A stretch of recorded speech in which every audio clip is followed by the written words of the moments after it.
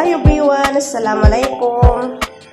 Ngayon na araw magluluto tayo ngayon ng isang paborito ng mga bangsa Tausog na tinatawag namin na suan-suan na isda o sa Tagalog naman ang tawag nila sweet and sour fish.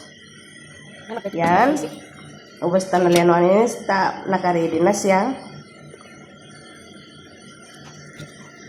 Butangan ta paminta. Tapos, pasok ta na in lana. Pirito ta na nista. Uy, kung napiyakatakan nyo, ubos na pirito nista.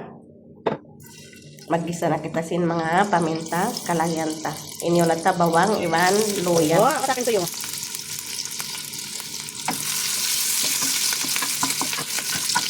Tapos yan, sibuyas.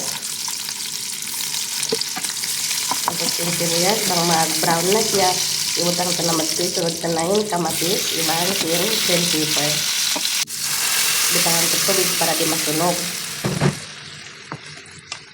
Yung pagluto ko sinsuan biyan, hindi ko kaiwanan bang biyadiin. Tapos yan, butangan tataw, waya ko nagbutang suka, pasal maaslom na yung kamatis. Oh, Tapos butangan ta yan yung lahing gata, wayron kita first. Kamurabiyahan powder.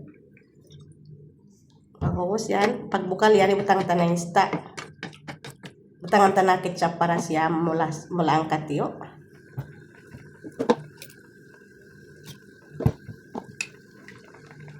Mix, pagbukal yan, kapitan ng nista, yan ang nista, ay kung napakita ka niyo. Kasi pagbutang ko, direct na. Ayan, luto na ang suan-suan na isda, tamis, aslom, at masarap sa perfect. Sa mainit na kanin.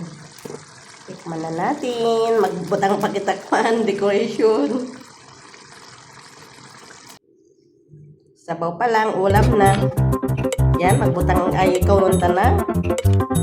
Sinsya na ka mga kalasan, hindi ko kapasan, wala pa yan ko. Susinsya na biyaw, makaulapay. Yan na, pinamantanin, suan-suan. Pinamoys mini vlog. Magsukol mga kalasan, napagpanood siyang video ko. Ayaw ka mo maluman mag-comment.